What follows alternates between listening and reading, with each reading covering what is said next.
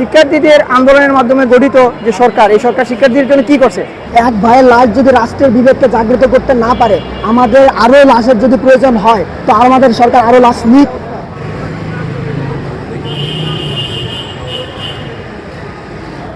বিগত 3 মাস ধরে আমাদের ক্যাম্পাসে আন্দোলন হচ্ছে শান্তিপূর্ণভাবে, কিন্তু প্রশাসন আসলে কোনোভাবে আমাদের আন্দোলনটা এভাবে ফোকাস করেনি বা দেখেনি। তারপর আসলে আমরা ঢাকায় আসার জন্য চেষ্টা করেছি এবং তারপরও ঢাকায় এসে আমরা আমরণ অনশনের স্টেপও নিয়েছি, কিন্তু আসলে প্রশাসনের কাছ থেকে আমরা এখনো কোনো আশ্বাস বা প্রশাসন আমাদেরকে একটু 2 মিনিটের মতো সময়ও দেয়নি। তা আসলে আমরা কি রাস্তায় এসেছি নিজেদের ইচ্ছায়? আমরা তো নিজেদের ইচ্ছায় আসিনি, আসলে আমরা এসেছি তাদের কারণে। তারাই আমাদের বাধ্য করেছে রাস্তায় নামাতে। এখন রাস্তায় এসে আমাদের 2 দিন হয়ে গেছে, 2 দিন ভাইয়েরা খাওয়া দাওয়া করেনি, আমাদের ফ্রেন্ডরাও অনশনে আছে। তাদের মেন্টাল সাপোর্টের জন্য আমরা এখন পর্যন্ত আছি, কিন্তু আসলে প্রশাসন এখনো পর্যন্ত আমাদের আন্দোলনের প্রতি কোনো ভ্রুক্ষেপ করেনি। আমাদের প্রায় অনশনের 48 ঘন্টা পার হয়ে গেছে, 2 দিন হয়ে গেছে। এখন পর্যন্ত শিক্ষা মন্ত্রণালয় থেকে বা কারিগরি মাদ্রাসা থেকে আমাদের সাথে যোগাযোগ করা হয় না এখন পর্যন্ত। এখন পর্যন্ত এখানে অবস্থান করবো। আমাদের তো একটা কর্মসূচি চলছে অনশন, যে পর্যন্ত না আমাদের দাবিগুলো মেনে না হয় আমরা কি অনশন থেকে উঠতেছি না। আমাদের দাবি একটাই, মূলত বিইটি আমাদের যে একাডেমিক এবং প্রশাসনিক কাঠামোটা আছে, এই যে আমাদের যে এর জন্য যে বিভিন্ন সমস্যাগুলো হয় তৈরি হচ্ছে, এগুলো সমাধান করার জন্য এক কাঠামোতে আসতে হবে। প্রশাসনিক এবং একাডেমিক কাঠামোটা একটা প্রতিষ্ঠানে আন্ডারে আসতে হবে। এর জন্য স্বায়ত্তশাসিত দরকার। এর জন্য আমরা বিআইটির আদলে স্বায়ত্তশাসিত প্রতিষ্ঠান চাচ্ছি।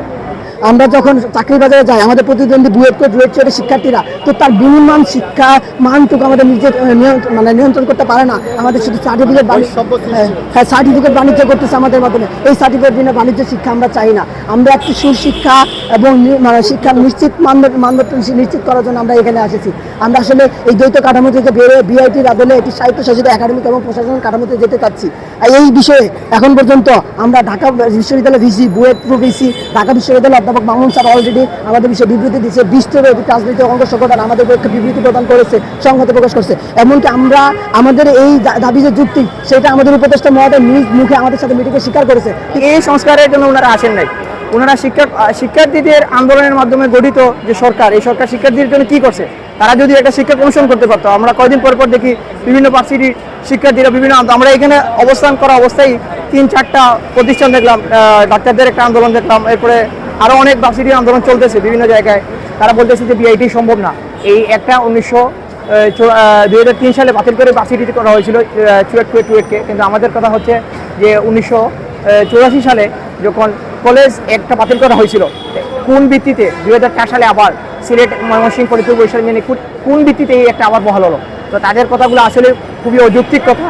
তো আমাদের দাবি একটাই, এটা কোনো বিআইটি করতে তাদের অফিসিয়াল কোনো বাধা নেই, তারা ইচ্ছা করলেই এটা করতে পারে।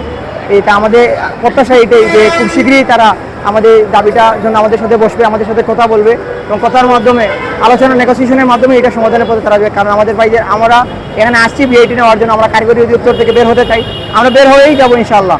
আমরা ঢাকাতেই আসি, আমরা এখানে বাস, এখানে অ্যাম্বুলেন্স, এরপর মেডিকেল সেন্টার এসব নেওয়ার জন্য আসি নাই।